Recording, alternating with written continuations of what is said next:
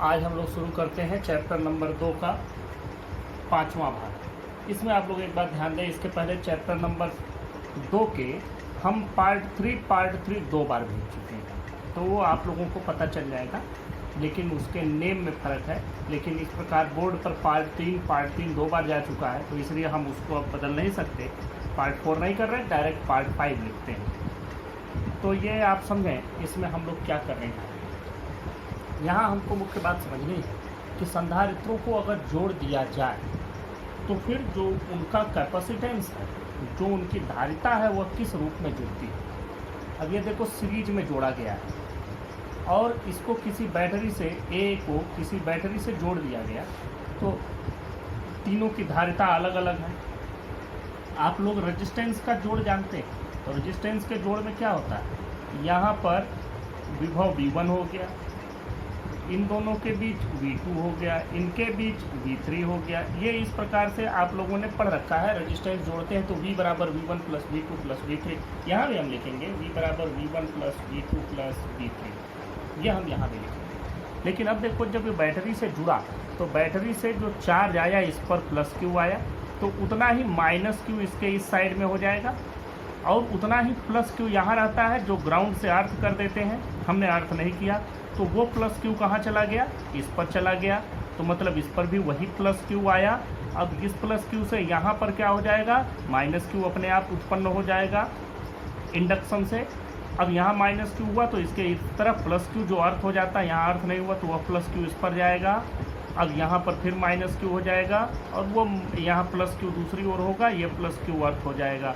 तो कुल मिला जुला के हम क्या देख रहे हैं कि सब पर जो चार्ज है वही एक ही है, चार्ज में कोई बदलाव नहीं है, वही चार्ज सबके सभी प्लेटों पर है, जबकि सबकी धारिता अलग अलग है। तो अब देखें V, देखो फार्मूला हम लोग जानते हैं Q बराबर CV, तो V बराबर क्या लिखेंगे, Q बटा C। तो ये देखो, ये Q बटा C, ये कुल विभव हो गया। यहाँ से यहाँ के बीच में हम टोटल लिख देते हैं कि टोटल यहाँ से यहाँ के बीच में क्या है, V। तो यह कुल यहाँ से यहाँ के बीच में V हो गया और कुल धारिता हमने मान ली C। यहाँ से यहाँ के बीच में कुल धारिता C, तो Q बटा C, यहाँ पर Q बटा C1 प्लस Q बटा C2 प्लस Q बटा C3। ये इनके डेरिवेशन में आपको नहीं जाना है, समझ लेना है कॉन्सेप्ट को कि कैसे हम कर रहे हैं, और ये मेरे हिसाब से आपको समझ में आ रहा होगा। तो बस ये इतना बहुत है, ये आपको समझ में आ गया या आपको मिल गया। तो यहाँ से अगर हम Q से Q पूरा काट दें, सब कट जाएगा कॉमन लेके, तो 1/C equal to 1/C1 plus 1/C2 plus 1/C3, ये सीरीज में आया। जबकि जब हम रजिस्टेंस जोड़ते हैं सीरीज में तो क्या पाते हैं, R बराबर R1 plus R2 plus R3।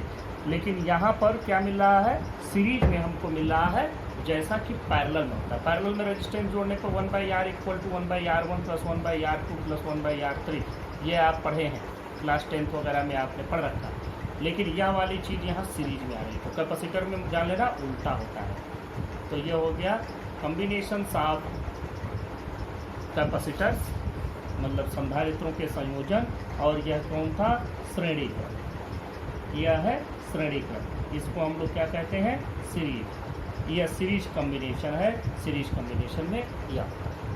अब हम आते हैं समांतर। अब हम दूसरे क्रम पर चलते हैं, समांतर क्रम। समांतर क्रम में क्या होता है, कैसे जोड़ते हैं। समांतर क्रम में जोड़ने का तरीका होता है कि सबके पहले वाले एक साथ, सबके दूसरे प्लेट एक साथ जोड़ करके जोड़ दिए जाते हैं। जैसे हम अपना बायां हाथ दूसरे वाले के बाएं हाथ से और अपना दाहिना हाथ दूसरे के दाहिने हाथ से पकड़े तो ये समांतर क्रम होगा। लेकिन अगर बाएं हाथ को दाहिने से पकड़ा जाए, दाहिने हाथ को बाएं से पकड़ा, तो उस तरह से वो श्रेणी क्रम बनता है। तो यहाँ पर ये समांतर क्रम बना, सबके एक प्लेट एक साथ दूसरे प्लेट एक साथ जोड़ दिए गए। अब मान लो कि इसको V वोल्ट के बैटरी से कनेक्ट किया गया है, तो यहाँ पर कुछ चार्ज आएगा। मान लो कि यहाँ पर जो चार्ज आया वह चार्ज आया Q, तो अब यह Q चार्ज जब आगे बढ़ा तो ये तीनों संधारित्रों पर जाएगा और उनकी धारिता के अनुपात में सब पर बढ़ जाएगा। इस पर Q1 चला जाएगा, इस पर Q2 चला जाएगा, इस पर Q3 चला जाएगा। और एक बात और भी है कि जब हम किसी चीज़ को पैरेलल में जोड़ते हैं तो जितने चीज़ पैरेलल में जुड़ते हैं सब पर वोल्टेज एक ही बराबर होता है। इस पर वोल्टेज V वही V, इस पर भी वोल्टेज V, इस पर भी वोल्टेज वही V। तो ये तीनों पर वोल्टेज V होगा। तो हम देखें कि जो चार्ज आया वो इन तीनों पर बढ़ गया। तो मतलब Q बराबर क्या हो गया, Q1 + Q2 + Q3। अब देखो Q को हम क्या लिख सकते हैं, CV, तो इसको क्या लिखेंगे, C1V, इसको क्या लिखेंगे, C2V, इसको लिखेंगे C3V। V कॉमन लेके काट दो तो C बराबर क्या हो जाएगा, यहाँ से V सब में से कैंसिल हो जाएगा, C बराबर C1 + C2 + C3।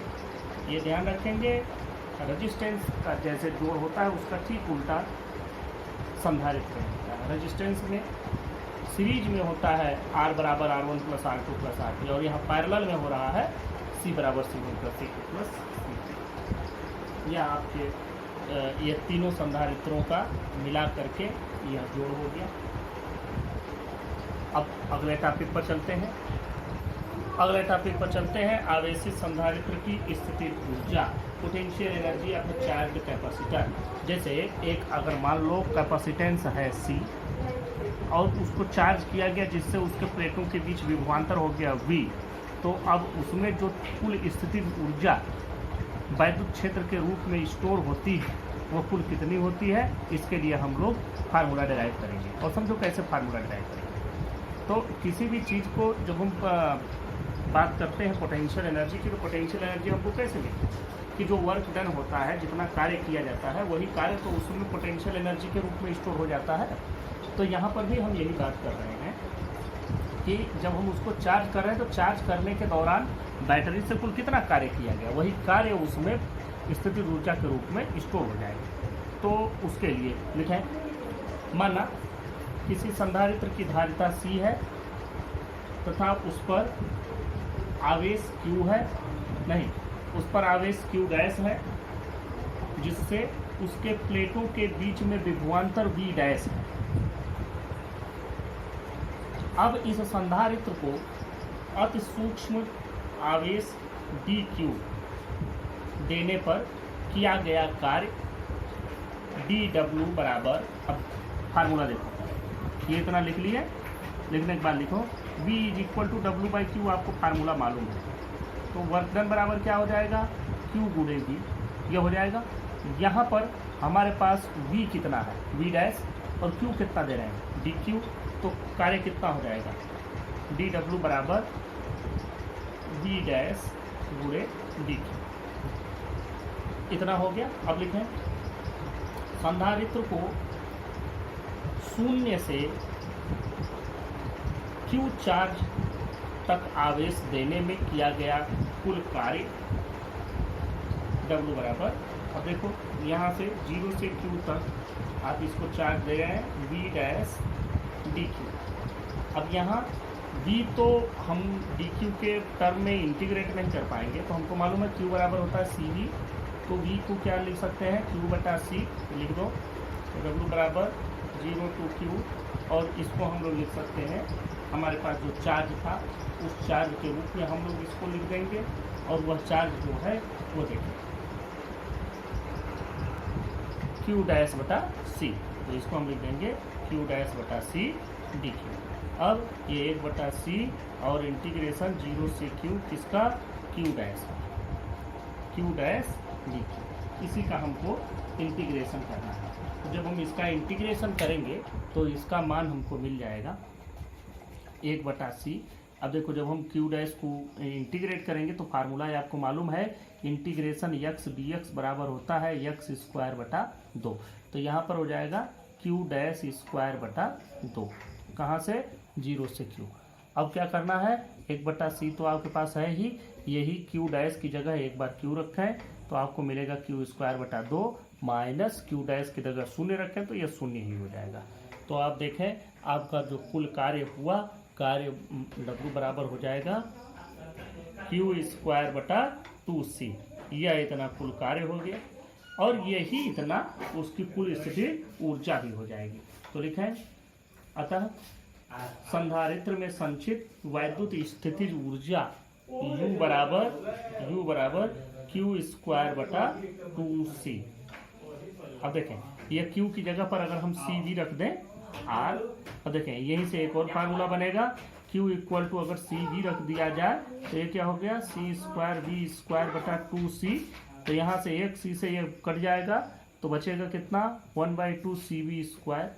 तो ये भी लिख सकते हैं u बराबर 1/2 सी वी स्क्वायर। यही वाला लोग ज़्यादा याद करते हैं क्योंकि इसके पहले एक और ऊर्जा आपने पढ़ी है kinetic energy, half M V square लिखते हैं, तो इसको हाफ सी वी स्क्वायर लिखते हैं, उससे थोड़ा सा सिमिलरिटी मिल जाएगी। तो इस प्रकार से यह दो प्रकार के दो सूत्र हो गए आपके, और इन दोनों सूत्रों से आप किसी भी आवेशित संधारित्र की स्थिति ऊर्जा निकाल सकते हैं। अगले टॉपिक पर बात करते हैं, आवेशित संधारित्र की प्लेटों के बीच वैद्युत क्षेत्र में ऊर्जा घनत्व। ऊर्जा घनत्व क्या होगा, जैसे घनत्व हम लोग अगर पढ़ते हैं तो मतलब कि द्रव्यमान एकांक जो है आयतन का द्रव्यमान या प्रति आयतन द्रव्यमान, मास पर यूनिट वॉल्यूम। तो यहाँ पर हमको क्या करना है, ऊर्जा घनत्व क्या क्या करना है, ऊर्जा बटा वॉल्यूम, ऊर्जा बटा आयतन। तो ये हमको लेना है। तो मान लो कि यह एक संधारित्र है, संधारित्र का धारिता है C और इसके प्लेटों का क्षेत्रफल है A, इसके प्लेटों का क्षेत्रफल हो गया A। अब ये देखें, इनके दोनों जो समांतर प्लेट हैं इनके बीच की दूरी हो गई D। तो इसकी धारिता C बराबर हम लोग फार्मूला पढ़े हैं एप्सिलॉन नॉट A बटा D। और जो इसमें वैद्युत स्थितिज ऊर्जा होती है ये होती है 1/2 सी वी स्क्वायर। अब जरा सा इसकी वैल्यू रख दो, 1/2 सी की जगह हम लिख सकते हैं एप्सिलॉन नॉट A/D और ये बी स्क्वायर। तो ये हमको इतना मिल गया। अब देखो हमको पता क्या करना, हमको पता करना है कि यही ऊर्जा प्रति आयतन कितना है, पर यूनिट वॉल्यूम कितना है। इसके लिए जो हम लोग फार्मूला प्रयोग करने जा रहे हैं, देखो पहले v को बदल डालो, सबको बदल लो किसके रूप में, ये क्षेत्रफल और इनके बीच की दूरी के। देखो हम लोग फार्मूला पढ़े हैं dB बटा dr बराबर E, माइनस लगा रहता है लेकिन ये फार्मूला यहाँ पर क्या हो जाएगा, इसका विभवांतर v और इनके बीच की दूरी d है तो यहाँ पर E हो जाएगा। तो v की जगह हम लिख सकते हैं E गुणे d। ये आपको समझ में आ रहा है। तो u का मान हो जाएगा 1/2 एप्सिलॉन नॉट A बटा D और v की जगह पर हम लिख सकते हैं E गुणे d का होल वर्ग। यह इतना हो जाएगा। अब यहाँ से आपको एक बात समझ में आ जाएगी, यह d से हम काटेंगे तो एक d कट जाएगा, तो क्या बचा, u बराबर 1/2 एप्सिलॉन नॉट A बटा ये d से एक d कट गया। तो हमारे पास बचा क्या, हमारे पास बचा यहाँ पर देखो यह एप्सिलॉन नॉट A गुणे d और यहाँ बच गया E स्क्वायर। ये d एक जो बचा उसको यहाँ लिख दिया। अब यह इतना आपके पास बच गया। हमको क्या पता करना है, हमको पता करना है प्रति एकांक वॉल्यूम में, प्रति एकांक आयतन में कितना ऊर्जा यहाँ पर स्थितिज ऊर्जा होगी। तो हम लिख लेते हैं, ठीक है, प्रति एकांक आयतन में संचित ऊर्जा अर्थात ऊर्जा घनत्व, इसको स्मॉल u से लिखेंगे, यह कैपिटल U बटा A गुणे D। आयतन हम लोग कैसे निकालते हैं, क्षेत्रफल गुणे ऊंचाई या क्षेत्रफल गुणे बीच की दूरी। तो इसका चलिए पूरे क्षेत्र का हमको आयतन चाहिए, तो इसका मतलब कि यह कितने से घिरा हुआ है, यह प्लेटों का क्षेत्रफल और इनके बीच में कितनी दूरी है, तो ये मिल जाएगा। तो ये हमने निकाल लिया A गुणे D और U की मात्रा लिख लो 1/2 एप्सिलॉन नॉट ADE स्क्वायर बटा A गुणे D। अब D से AD ये पूरा कैंसिल हो जाएगा। तो जो हमको इसमें ऊर्जा घनत्व मिलता है, ऊर्जा घनत्व देखें U बराबर 1/2 एप्सिलॉन नॉट E स्क्वायर, यह आपका ऊर्जा घनत्व हो गया, इतना जूल प्रति मीटर क्यूब। इसके पहले जो हमको ऊर्जा मिली थी वह सिर्फ और सिर्फ जूल में थी। अब देखो यहाँ देखो, यदि प्लेटों के बीच माध्यम का परावैद्युतांक K हो तब ऊर्जा घनत्व U बराबर, अब जरा सा ध्यान देना, अगर K होगा तो यहाँ कहाँ K आएगा, यहाँ पर K आ जाएगा, K इस जगह पर आ जाएगा सी में इस जगह पर आपका के आ जाएगा, वही के यहाँ भी आएगा, वही के यहाँ भी आएगा, वही के यहाँ भी आएगा और फिर वही के यहाँ भी आएगा। तो यू का मान देखो हमारे पास हो जाएगा 1/2 के एप्सिलॉन नॉट ई स्क्वायर, वही इसका भी मात्रक जूल प्रति मीटर क्यूब। तो इस प्रकार से यह आपका ऊर्जा और ऊर्जा घनत्व का सूत्र हो गया। इसके बाद जो आपके सिलेबस में है वो है संधारित्रों के उपयोग। तो जैसे आवेश को संचित करने में, ऊर्जा को संचित करने में, वैद्युत उपकरणों में, इलेक्ट्रॉनिक परिपथ में, वैज्ञानिक अध्ययन में बहुत जगहों पर हम लोग इसका उपयोग करते हैं। तो ये सब आप लोग उपयोग देख लेंगे। इस प्रकार इस पूरे चैप्टर की थ्योरी आपकी ख़त्म होती है। इसके कुछ अंकित प्रश्न न्यूमेरिकल प्रॉब्लम्स रह जाएंगे जिनको हम लोग आगे अभी डिस्कस करते हैं।